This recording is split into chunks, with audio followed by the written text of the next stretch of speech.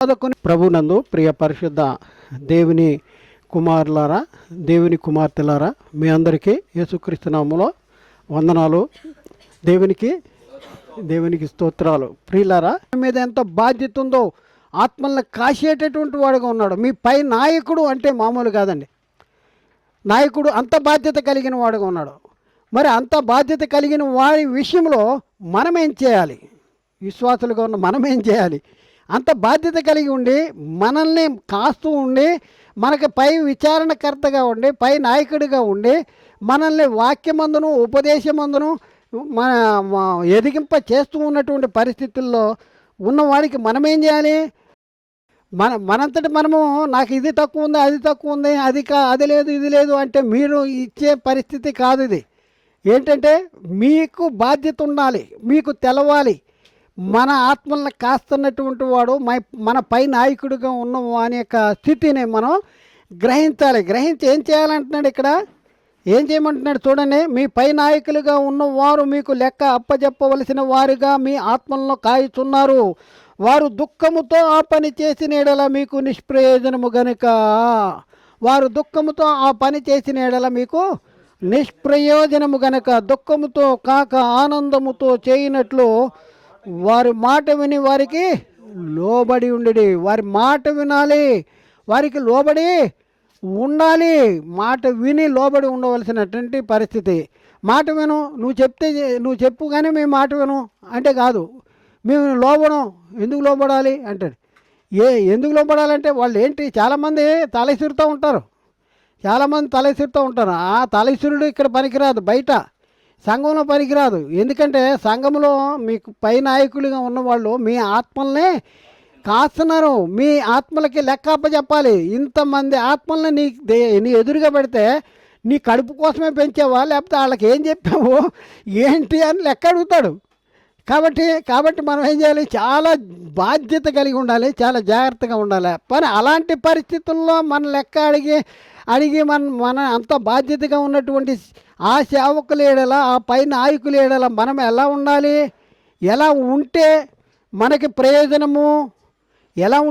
ప్రయోజనము అంటే మనం ఏం చేయాలంటే వాళ్ళు దుఃఖముతో ఆ పని చేయకూడదు. దుఃఖముతో కాక ఆనందముతో చేయనట్లు వారి మాట వినాలి, వారికి లోబడి ఉండవలసినటువంటి వారుగా ఉన్నారు. అలాగే 1 తెస్సలోనికలో 5వ అధ్యాయంలో 12-13 వచనాలు చూద్దాం. 1 తెస్సలోనిక పత్రిక 5వ అధ్యాయము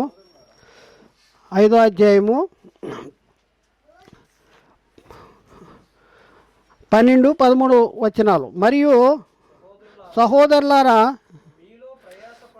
మీలో ప్రయాసపడుతూ ప్రభువునందు మీకు పైవారైండి మీకు బుద్ధి చెప్పువారిని మన్నన చేసి వారి పనిని బట్టి వారిని ప్రేమతో మిక్కిలి ఘనముగా ఎంచవలనని వేడుకొనుచున్నాము.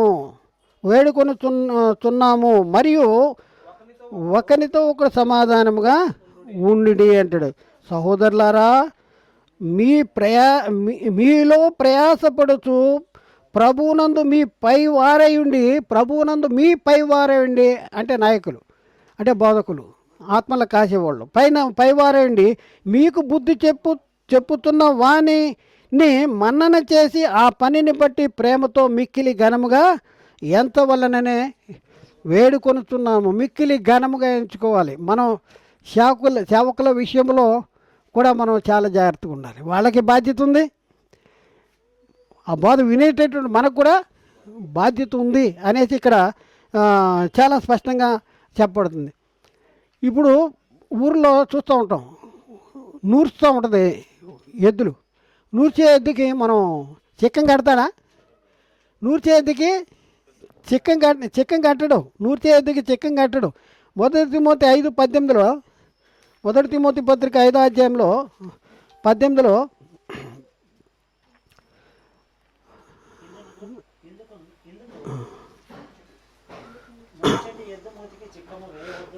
ఇందును గురించి నూర్చెడి ఎద్దుకు చిక్కము వేయవద్దు అని లేఖనము చెప్పుతున్నది.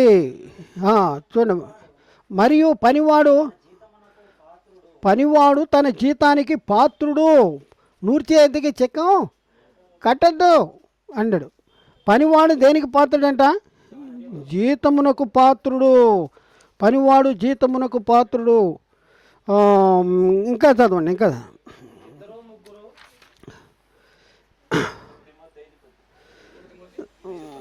మొదటి తిమోతి ఓకే 5:18. నూర్చెడి ఎద్దుకు చిక్కము వేయవద్దు అని లేఖనము చెప్పుతున్నది.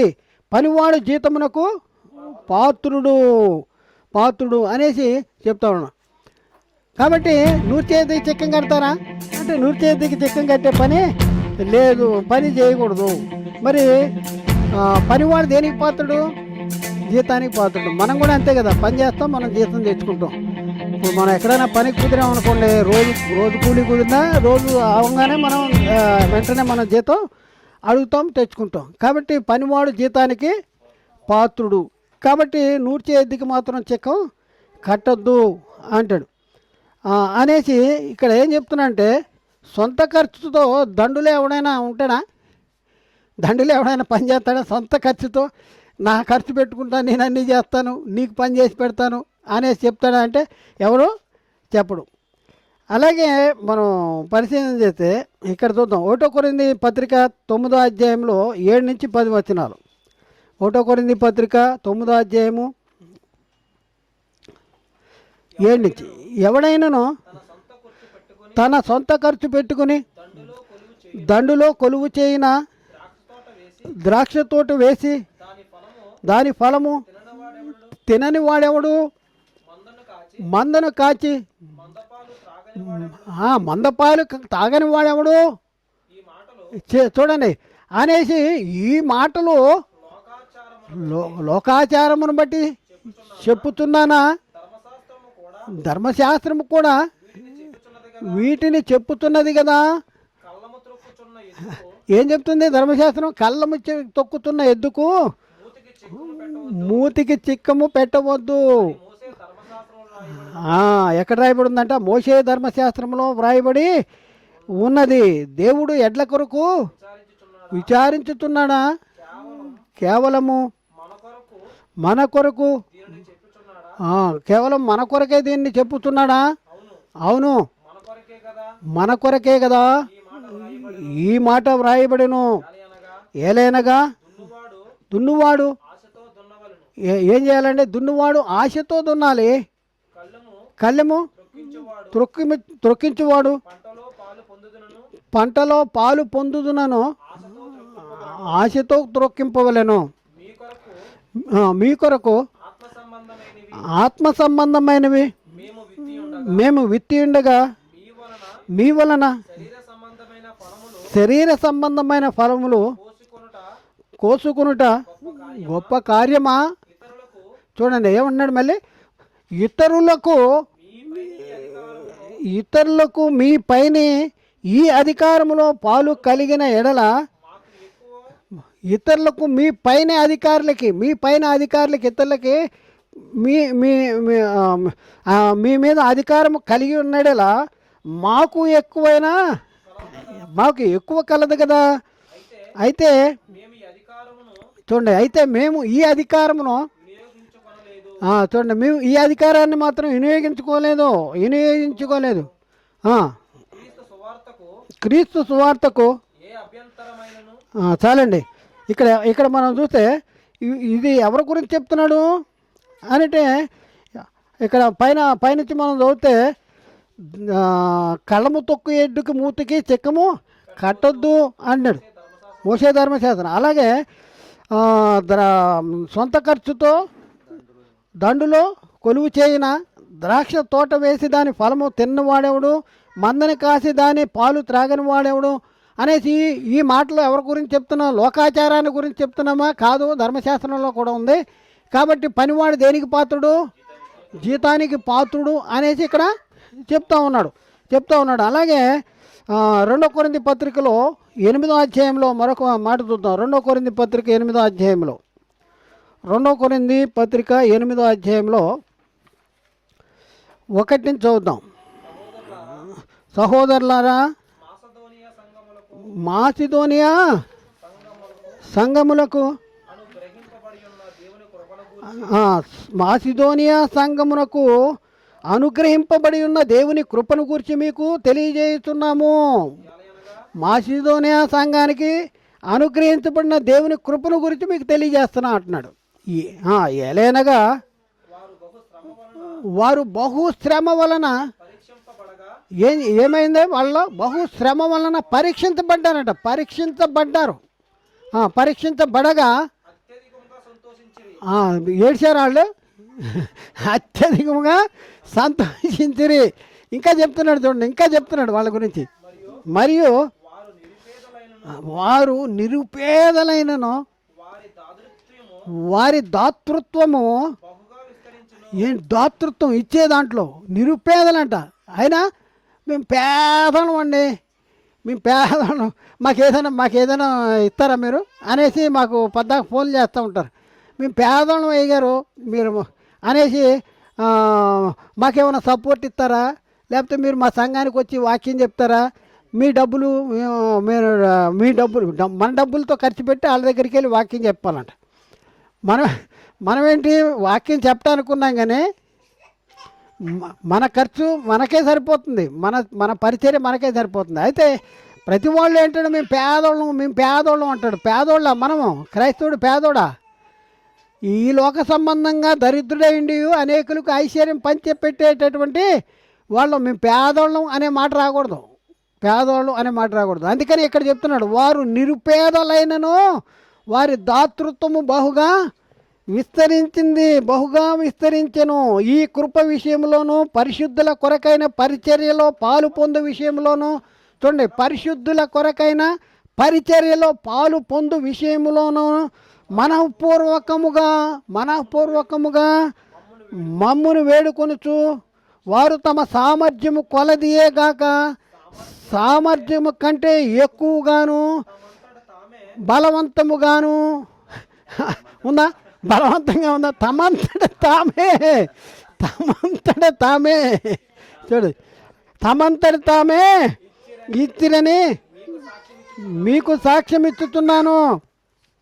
ఇంకా ఒక మాట, అద్భుతమైన మాట చెప్తున్నానండి వాళ్ళ గురించి, అద్భుతమైన మాట చెప్తున్నాడు. అసలు మనం ఇప్పుడు చేయాల్సిన పని ఇది ఏంటి ఇదిగాక మొదట ప్రభువునకును దేవుని చిత్తమును బట్టి మాకును తమ్మును తామే అప్పగించుకునేది. దేవుని చిత్తమును బట్టి తమ్మును తామే అప్పగించుకునేది. ఇప్పుడు మనం చేయాల్సిన పని అది. మనం ఏం చేయాలి? డబ్బులు ఇచ్చేసి కూర్చుంటాం కాదు, డబ్బులు ఇచ్చేసి ఏసీ రూమ్లో కూర్చుంటాం కాదు. ఇప్పుడు వెళ్ళి కరపత్రాలు వాల్ పోస్టుల్లో రాత్రిపూట వెళ్ళి ఆటోల్లో వెళ్ళి చీకట్లో వాల్ పోస్టుల్లో అంటించి ఇవన్నీ చేసి మరి పరిచర్యల్లో సహకరించిన వాళ్ళు చాలామంది ఉన్నారు. మేము డబ్బులు ఇచ్చేసామని ఏసీ రూముల్లో పండుకునే వాళ్ళు కూడా చాలామంది ఉన్నారు. మరి ఎలా ఉన్నాం మనం?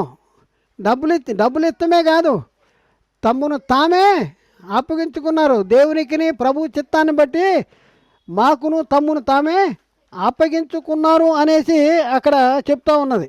ఇక్కడ మనం చూస్తే ఈ పౌలు యొక్క ఉద్దేశాన్ని మనం ఒకసారి పరిశీలన చేద్దాం. అసలు ఇక్కడ పౌలు చెప్తుంది ఏంటి? డబ్బులు ఇచ్చేసేయాలి, మీరు వెళ్ళి ఖాళీగా కూర్చోవాలి అనేది కాదు. నేను మీ ధనాన్ని కాదు, మిమ్మునే కోరుకుంటున్నాను, మీ సొత్తును కాదు, మిమ్మునే కోరుకుంటున్నాను అనేసి పౌలు చెప్తున్నటువంటి మాటలు మనం బైబిల్లో మనం చాలా సంగతులు మనం చూస్తాం. అయితే ఇక్కడ మనం చూద్దాం చూడండి, ఎక్కడంటే 2 కొరింథీ పత్రిక 11వ అధ్యాయంలో 9వ వచనం. 2 కొరింథీ పత్రిక 11వ అధ్యాయము 9వ వచనం. మరియు నేను మీ యొద్ద ఉన్నప్పుడు నాకు అక్కర కలిగి ఉండగా నేను ఎవరి మీదను ఏంటండి నాకు అక్కర కలిగి ఉంది. ఎవరి దగ్గర ఉన్నాను నేను? మీ దగ్గరే ఉన్నాను. నేను మీ దగ్గరే ఉన్నాను. తర్వాత ఏమన్నాడు? నా అక్కర కలిగి ఉండగా నేను ఎవరి మీద భారముగా ఉండలేదు. మీ దగ్గర ఉన్నాను కనుక నా భారం అంతా మీ మీద వేసేస్తాం కాదు. నాకు అక్కర ఉంది కానీ మీకు భారంగా ఉండలేదు, మోపలేదు. మాసిదోనియా నుండి సహోదరులు వచ్చి నా అక్కర తీర్చిరి. ప్రతి విషయంలోనూ నేను మీకు భారముగా ఉండకుండా జాగ్రత్త పడి తిని ఇక ముందును జాగ్రత్త పడుదును. నాకు అక్కరగా ఉందనేసి నా భారాన్ని మీ మీద మోపటం కాదు. అది చేయలే పౌలు, అలా చేయలేదు. మరి ముఖ్యంగా మన పౌలు ఆయన చెప్తుంది ఏంటంటే, ఒక సంఘాన్ని గురించి చెప్తా ఉన్నాడు. ఇదే కొరింథీ సంఘాన్ని గురించి రాస్తూ ఉన్నాడు. నేను భారంగా ఉండలేదని చెప్తున్నాడు కదా, అలా చెప్పిన ఆ సంఘం గురించి చెప్తున్నాడు. నేను మీకు అన్యాయం చేశాను అంటున్నాడు. నేను ఒక విషయంలో మీకు అన్యాయం చేశాను అంటాడు. ఏంటి అన్యాయం చేశాను? దీని గురించి వాళ్ళని హెచ్చరించకపోవటం, వాళ్ళకి చెప్పకపోవటం, మీరు దాతృత్వ విషయంలోనూ ఇచ్చే విషయంలోనూ వాళ్ళని హెచ్చరించకపోవటం అనేది ఈ విషయంలో మీకు అన్యాయం చేశానంటున్నాడు. చూద్దాం ఆ మాటలు. 1 కొరింథీ పత్రిక 2 కొరింథీ పత్రిక 12వ అధ్యాయంలో 13వ వచనం. 2 కొరింథీ 12వ అధ్యాయము 13వ వచనం. నేను మీకు భారముగా ఉండకపోతున్న విషయంలో తప్ప మరి ఏ విషయంలోనూ మీరితర సంఘముల కంటే తక్కువ వారైతే మీకు భారంగా ఉండలేదు. భారంగా ఉండలేదంటే అర్థమేంటి? మీకు అన్యాయం చేశా. ఎందుకు అన్యాయం చేశాను అంటున్నాడు? మీ లెక్కకు విస్తారమైన ఫలం రావాలి, ఆ ఫలం రాకుండా చేశాను. ఇదే మీకు చేసిన అన్యాయం. చూడండి, అర్థమైందా? మళ్ళీ చూద్దాం. నేను మీకు భారముగా ఉండబోతున్న విషయంలో తప్ప మరి ఏ విషయంలోనూ మీరు ఇతర సంఘముల కంటే తక్కువ వారైతే. మీకు భారముగా ఉండకపోతున్న విషయంలో తప్ప మరి ఏ విషయంలో ఇతర సంఘముల కంటే తక్కువ వారైతే అంటే నేను చేసిన ఈ అన్యాయమును క్షమించింది. అంటే మీకు భారంగా ఉండలేదు. భారంగా ఉండి అయ్యా అద్దండి, ఇద్దండి, మీ దగ్గరే ఉన్నాను కదా అనేసి నా భారాన్ని అంతా మీకు మోపలేదు. అలా మోపకపోవటం వలన మీకేమవుతుంది? మీ లెక్కకు విస్తారమైన ఫలము రాదు. ఇది మీకు చేసిన అన్యాయం అని పౌలు చెప్తున్నాడు. చెప్పాలా చెప్పొద్దా? పౌలు చెప్పలేదు కనుక, భారం ఉంచలేదు కనుక మీకు అన్యాయం చేశాను అంటున్నాడు. మరి మనం చెప్పాలా వద్దా? చెప్పవలసిన అవసరం ఉంది. ఇంకోటి ఏంటంటే, మీ డబ్బు ఉండి ధనం ఉండి అని చెప్పడం మాత్రమే కాకుండా మనం ఏమంటాడు? మీ సొత్తుని కాదు మిమ్మల్నే కోరుకుంటున్నాను. అదే అధ్యాయంలో 13వ వచనం చదువుతుందండి. కాదు, 2 కొరింథీ 12వ అధ్యాయము 14వ వచనం. ఇదిగో ఈ 3వసారి మీ యొద్దకు వచ్చుటకు సిద్ధముగా ఉన్నాను. వచ్చినప్పుడు అప్పుడు కూడా చెప్తున్నాడు, వచ్చినప్పుడు మీకు భారంగా ఉండను. ఏంగా మీ డబ్బులు పోజేసి నీ దగ్గరికి వస్తున్నాను, డబ్బులు పోజేసుకోండి అని చెప్పట్లా. మీకు భారంగా ఉండను అని చెప్తున్నాడు. మీ సొత్తుని కాదు, మీరే కావాలి, మిమ్మల్నే కోరుకుంటున్నాను. మీ సొత్తుని కాదు, మిమ్మల్నే కోరుకుంటున్నాను అని చెప్పి పౌలు తన విషయంలో తాను చెప్పుకుంటున్నాడు. 15వ వచనంలో, అదే 2 కొరింథీ 12వ అధ్యాయం 15వ వచనంలో. కాబట్టి నాకు కలిగినది యావత్తు మీ ఆత్మల కొరకు ఏం చేస్తున్నాడండి? చాలా విచారంగా వేపరుస్తున్నాడా? బహు సంతోషంగా వేపరుస్తున్నాడు. సంతోషం వేరు, బహు సంతోషం వేరు. నాకు కలిగినది యావత్తు అన్నాడా? సగం అన్నాడా? కొద్దిగా అన్నాడా? యావత్తు మీ ఆత్మల కోసం బహు సంతోషంగా వేయి పరిస్థితిని నన్నును నేను వేయపరుచుతున్నాను, నన్నును నేను వేయపరుచు కొనుతున్నాను, నన్నును నేను వేయపరుస్తున్నాను. అసలు పౌలు ఉద్దేశం ఏంటి? సువార్త ఉచితముగా ప్రకటించుటయే నాకు జీతము. అయ్యో నేను సువార్త ప్రకటించకపోయిన నాకు శ్రమ అని చెప్పుకుంటా సువార్త ఉచితముగా ప్రకటించటే నాకు జీతం. మరి పౌల్ని ఆదర్శంగా తీసుకుందాం మనం, లేకపోతే ఇందాక చెప్పిన ఆదర్శంగా తీసుకుందామా? పౌలు ఏమన్నాడు? నేను క్రీస్తుని పోలి నడుచుకున్న ప్రకారం మీరు నన్ను పోలి నడుచుకోండి. ఇక్కడ రెండు వైపులు ఉంది. మన ఇక్కడ పౌలు మీకు భారంగా ఉండను, మీరు మీ సొత్తు కాదు, మీరే నాకు కావాలంటున్నాడు. అలాగే నేను కూడా నాకు కలిగింది యావత్తు మీ ఆత్మల కోసం ఖర్చు పెడుతున్నాను, నన్ను నేనే వైపరుచుకుంటున్నా అంటున్నాడు. 1 కొరింథీ పత్రిక 9వ అధ్యాయము 16-18 వచనాలు. 1 కొరింథీ 9వ అధ్యాయంలో 16 నుంచి 18 వచనాలు. నేను సువార్త ప్రకటించుతున్నను, నాకు అతిశయ కారణము లేదు. సువార్త ప్రకటింపవలసిన భారము ఎవరి మీద మోపబడి ఉంది? ఇప్పుడు సువార్త ప్రకటించవలసిన భారం ఎవరి మీద మోపబడి ఉంది? మనం ఒక క్లాసు నేర్చుకున్నాం, క్రైస్తవుడు రక్షకుడు అనే ఇది. క్రైస్తవుడు రక్షకుల్లో ఇప్పుడున్న పరిస్థితుల్లో మరి లోకాన్ని రక్షించే, లోకంలో ఉన్న వారిని అగ్నిలో నుండి లాగవలసిన బాధ్యత ఎవరికి ఉంది? మనకుంది. క్రైస్తవుడికి అగ్నిలో నుండి లాగేటటువంటి ఏం చెప్పాలి? వాళ్ళకి సువార్త ప్రకటించేయాలి. అందుకనే ఇక్కడ ఉంటాడు, సువార్త ప్రకటించవలసిన భారము నా మీద మోపబడి ఉన్నది. అయ్యో నేను సువార్త ప్రకటింపకపోయినాడలా నాకు శ్రమ అంటాడు. పౌలు సువార్త ప్రకటిస్తా శ్రమను పొందిన దాఖలాలు బైబిల్లో ఆయనే చెప్పుకున్నాడు సాక్ష్యం. శ్రమలు, పిడిగుద్దులు, ఉపవాసాలు, జాగరణలు, స్వజనుల వలన, పరజనుల వల్ల, వాడ బద్దలైపోవటం వలన, సముద్రంలో ఉన్న ఆపదలు, ఈ ఆపదలు అని చెప్పుకుంటా చాలా చెప్పుకుంటా కిందకి వచ్చేసిన తర్వాత ఇవిగాక సంఘములన్నింటి ఎడల చింత నాకు బహుగా ఉందండి. సంఘాల ఎడల చింత ఉంది. ఈరోజు సంఘం ఎడల చింతున్న బోధకులు ఎవరు కావాలి దేవుడికి? అర్థమైందా? అయ్యో నేను సువార్త ప్రకటించకపోతే నాకు శ్రమ అనే బోధకులు కావాలి. ఈరోజు పై నాయకులు కావాలి, ఆత్మలను కాసేవాళ్ళు కావాలి, ఇప్పుడు రక్షకులు కావాలి. ఇప్పుడు రక్షకులు, దేవుడు మనల్ని ఈ లోకంలో రక్షకులుగా నియమించాడు. క్రైస్తవులు ఈ లోకంలో రక్షకులుగా నియమించాడు. దేవుడు రక్షకుడు.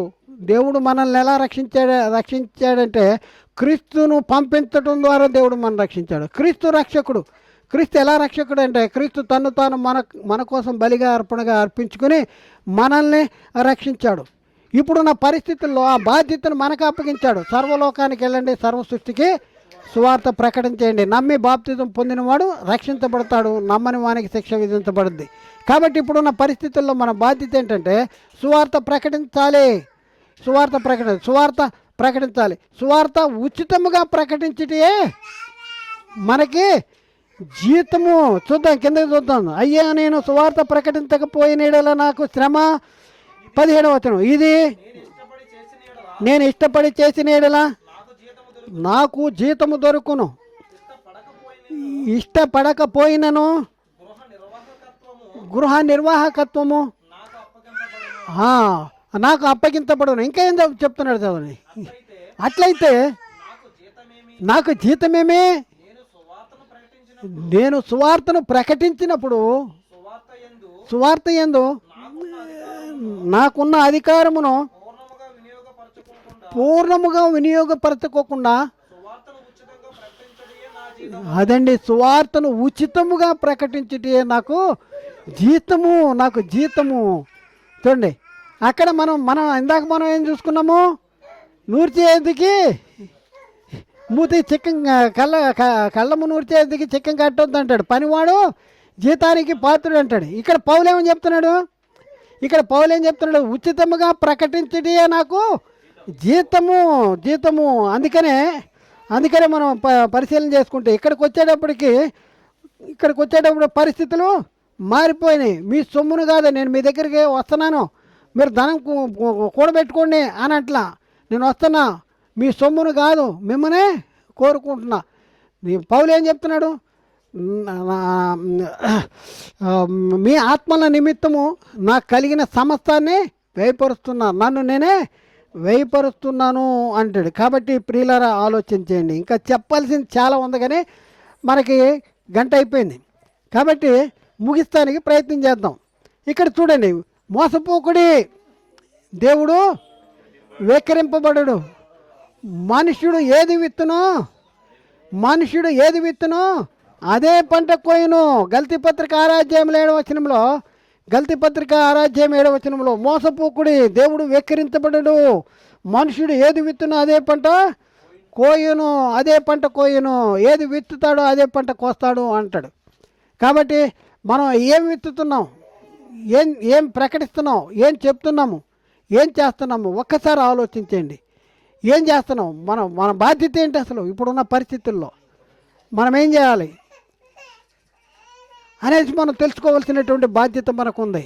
ఏం చేస్తున్నాం ఒకసారి ఆలోచించి ఏం చేస్తున్నాం. ఇక్కడ మనం చూద్దాం, మోసపోకుడి, దేవుడు వెక్కిరించబడడు, ఏది విత్తునో అదే పంట కోయును అంటాడు. మరి పాటుపడిన వ్యవసాయకుడే మొదటి ఫలం పొందుతాడా, లేకపోతే ఇంట్లో పండుకున్నవాడు మొదటి ఫలం పొందుతాడా? ఎవరు మొదటి ఫలం పొందుతాడు? పాటుపడిన వ్యవసాయకుడే. చూద్దాం 2 తిమోతి పత్రిక 2:6 2 తిమోతి పత్రిక 2:6 పాటుపడిన వ్యవసాయకుడే మొదట ఫలమును పాలు పుచ్చుకుని వలసిన వాడు. కాబట్టి ఒకసారి ఆలోచించండి. మనం వ్యవసాయదారుడు ఇప్పుడు విత్తిన తర్వాత ఇత్తేసిన తర్వాత వెంటనే బళ్ళు తెచ్చుకుంటాడా? ఇంటికి తీసిపోతానికి ఇత్తిన వెంటనే ఏం చేస్తాడు? తొలకరి వర్షాన్ని కడవరి వర్షం కోసం వెయిట్ చేస్తాడు. వెయిట్ చేసి అయిన తర్వాత ఏం చేస్తాడు? ఓపికతో కాచుకుని ఉంటాడు. ఓపికతో కాచుకుని ఆ తర్వాత ఇచ్చేస్తాడు. కాబట్టి మనం ఏదో పని మనం దేవుని సేవకుల కోసం మనం ఇచ్చేస్తున్నాం, మనకేదో దొరుకుద్ది అని బైబిల్ చెప్పింది. కాబట్టి మనకేదైనా మరి ఏది ఎక్కడుంది అనేసి మనం చూస్తాం కాదు. ఇందాక మనం చూసాం కదా, వాళ్ళు బహు నిరుపేదలంట, అయినా వాళ్ళ దాతృత్వం బహుగా విస్తరించింది అనేసి అక్కడ రాయబడింది. యాకోబు పత్రిక 5:7 యాకోబు పత్రిక 5:7 సహోదరులారా, ప్రభు రాకడ వరకు అది కావాలి. మనకేం కావాలి? ఇప్పుడు ఓపిక కావాలి. ప్రభు రాకడ వరకు ఓపిక కలిగి ఉండి. వ్యవసాయకుడు తొలకరి వర్షమును కడవరి వర్షమును సమకూడు వరకు విలువైన భూఫలము నిమిత్తము ఓపికతో కాచుకొను కదా, ఓపికతో కాచుకొనుచు దాని కొరకు కనిపెట్టుకును కదా. ప్రభు సమీపముగా ఉన్నాడు గనక మీరు ఓపిక కలిగి ఉండి మీ హృదయములను స్థిరపరచుకుని. ఇదిగో 9వ సహోదరులారా, మీరు తీర్పు పొందకుండా నిమిత్తము ఒకని మీదనొకడు సనకకుడి. ఇదిగో న్యాయాధిపతి వాకిట నిలుచున్నాడు. కాబట్టి ఏం చేయాలి? ఓపిక కావాలి. కాబట్టి మరి ఒకసారి ఆలోచించండి, మనము ఫలిస్తున్నామా? మన పరిస్థితి ఎలా ఉంది? మనం ఫలిస్తున్నామా? మన పై నాయకులుగా ఉన్న వారి విషయంలో మనం ఎలాంటి పరిస్థితుల్లో ఉన్నాము? దేవునికి ఇష్టమైన యాగము మనం చేయగలుగుతున్నామా? దేవునికి ఇష్టమైనది ప్రీతికరమైన యాగము, అవి మనోహరమైన సువాసనయు దేవునికి ప్రీతికరమును ఇష్టమునైన యాగమునై ఉన్నది అనే సంగతి మనం ఎప్పుడైనా గుర్తించామా? ఒకసారి ఆలోచించండి. ఏం చేస్తున్నాము? మీ లెక్కకు విస్తారమైన ఫలము రావటం కోసం మనం ఏం చేస్తున్నామో ఒకసారి ఆలోచన చేయవలసినటువంటి బాధ్యత మన మీద ఉంది. కాబట్టి ఒకసారి మనం గ్రహించండి. హెబ్రీ పత్రిక 6:7 హెబ్రీ పత్రిక ఆఖరి వచనం, హెబ్రీ పత్రిక 6:7 ఎట్లనగా భూమి తన మీద తరచుగా కురియు వర్షమును తాగి ఎవని కొరకు వ్యవసాయము చేయబడునో వారికి అనుకూలమైన పైరులు ఫలించుతూ చూడండి దేవుని ఆశీర్వచనము పొందును. ఏదంట చూడండి, ఎట్లనగా భూమి తన మీద తరచుగా కురియు వర్షమును తాగి ఎవని కొరకు వ్యవసాయము చేయబడును, వానికి అనుకూలమైన ఫలము ఫలించుతూ దేవునికి ఆశీర్వచనము పొందును. అయితే మన పరిస్థితి ఎలా ఉందో ఒకసారి ఆలోచన. మనం ఏం చేస్తున్నాం? భూమే తరచుగా కురియు వర్షాన్ని తాగి ఎవరి కొరకు ఫలిస్తుంది, ఎవరి కొరకు అవి ఏంటి, ఎవని కొరకు తాగి ఎవని కొరకు వ్యవసాయము చేయబడనో వానికి అనుకూలమైన ఫలము ఫలిస్తుంది. మరి మనం ఏం చేస్తున్నాం? మన విషయంలో ఏం చేస్తున్నాం? మనం వాక్యం వింటున్నాం కదా, మరి మన జీవితాలు మారుతున్నాయా? మన ఆలోచన మారుతుందా? మన క్రియలు మారుతున్నాయా? దేవుడు మన ఏందో ఆనందించేలాగా మనం ఎప్పుడైనా వ్యవహరిస్తున్నామా? ఎట్లా ఉంది మన పరిస్థితి ఎలా ఉందో ఒకసారి ఆలోచన. భూమి గురించి చెప్తున్నాడు. భూమి దేవుని ఆశీర్వాదం పొందుతుందంట. మరి మన మీద, మన విషయంలో మరి వాక్యాన్ని మనం వింటున్నాం, విన్న తర్వాత మనం ఫలిస్తున్నామా? ఒకసారి ఆలోచన. భూఫలాన్ని గురించి అక్కడ చెప్పాడు. మరి మనం విశ్వాసానికి ఫలము, మరి ఆత్మ ఫలాలు, మరి రకరకాల ఫలాలు ఉన్నాయి. మరి ఈ విషయంలో మనం ఎలాంటి పరిస్థితుల్లో ఉన్నాం ఒకసారి ఆలోచించుకోవాల్సిన అవసరం ఉంది. ఏం చేస్తున్నాం మనం? ఏం చేస్తున్నాం? ఎలా ఉన్నాం? ఒకసారి ఆలోచించుకోవాల్సిన అవసరం ఉంది. ఆఖరిలో మనం మొదటి వచనం ఏదైతే చదివామో ఆ వచనాన్ని చదివి మనం ముగిద్దాం. మొదట ఏం చదివాము వచనము? ఫిలిప్పీ పత్రిక 4వ అధ్యాయము 16 నుంచి 18 వరకు మనం చూద్దాం. ఏలైనగా తెస్సలోనికలో కూడా మీరు మాటి మాటికి నా అవసరము తీర్చుటకు సహాయము చేచితిరి. నేను ఈవిని అపేక్షించి ఇలాగ చెప్పుటలేదు, కానీ మీ లెక్కకు విస్తారమైన ఫలము రావాలని అపేక్షించి చెప్పుతున్నాను. నాకు సమస్తమును సమృద్ధిగా కలిగి ఉన్నది. మీరు పంపిన వస్తువులు ఎపఫ్రాదితు వలన పుచ్చుకొని ఏమీ తక్కువ లేక ఉన్నాను. మీరు ఎపఫ్రాదితు వలన పంపినటువంటి అవి మనోహరమైన సువాసనయు దేవునికి ప్రీతికరమును ఇష్టమునైన యాగమునై ఉన్నది. దేవునికి ప్రీతికరమును ఇష్టమునైన యాగమునై ఉన్నది మీరు పంపిణీ. మరి మనమేం చేస్తున్నాం? మన పరిస్థితుల్లో మనమేం చేస్తున్నాం? దేవునికి ప్రీతికరమును ఇష్టమునైన యాగము చేస్తున్నామా లేదా? ఒకసారి ఆలోచించండి. నూర్చే ఎద్దుకి చిక్కం కట్టొద్దు. మీ పై నాయకులుగా ఉన్నవారు మీ ఆత్మలో కాయిస్తున్నారు అనేసి గుర్తించగలిగినటువంటి పరిస్థితి మనకు ఉందా లేదా? మరి వాళ్ళు సంతోషంగా పరిచర్య జరిగించాలా, దుఃఖంతో జరిగించాలా? ఒకసారి మనం ఆలోచించుకోవాల్సిన అవసరం ఉంది. కాబట్టి ఆలోచించండి ప్రియులారా, అర్థం చేసుకుంటానికి. దేవునికి ప్రీతికరమైన ఇష్టమును ప్రీతికరమైన యాగము ఏది? దేవునికి ప్రీతికరము ఇష్టమునైన యాగము. ఒకసారి ఆలోచించేయాలి. ఒకసారి ఆలోచించండి. మనం అలాంటి పరిస్థితుల్లో ఉన్నామా? మనము మరి మన మన మన మన పనికి విస్తారమైన ఫలం పొందుకునే వాళ్ళం కింద ఉన్నామా? వాస్తవమైన జీవం సంపాదించుకోవటానికి రాబో కాలానికి మంచి పునాదులు వేస్తున్నామా? మరి శ్రేష్టమైనది స్వాస్థ్యం ఉన్నదని ఎరిగి మరి వాళ్ళు ఏం చేశారు? తమ ఆస్తిని కోల్పోట సంతోషంగా ఒప్పుకున్నారు. అలాగే పౌలు అంటాడు, మీ ఆత్మల కోసం మరి నాకు కలిగిన సమస్తాన్ని ఖర్చు పెడుతున్నాను, నన్ను నేనే వేయపరుస్తున్నాను అంటాడు. మనం ఏం చేస్తున్నాం? దేవునికి ఇష్టమును ప్రీతికరమైన యాగము మనం కూడా మన జీవితాల్లో జరిగించాలి. అలా జరిగించడం ద్వారా దేనిలోంచి తప్పించుకుంటాం మనం? అయ్యో, నేను స్వార్థ ప్రకటించకపోయిన యెడల నాకు శ్రమ అని పౌలు చెప్తున్నాడు. నేను ఉచితంగా ప్రకటించితే నాకు జీతం అంటున్నాడు. కాబట్టి ప్రియులారా, మరి మనము ఇలాంటి పరిస్థితుల్లో ఉండాలి. ఇలాంటి యాగాన్ని మనము కూడా జరిగిస్తూ మరి మన లెక్కకు విస్తారమైన ఫలాన్ని మనం పొందుకుంటానికి ప్రయత్నం చేద్దాం.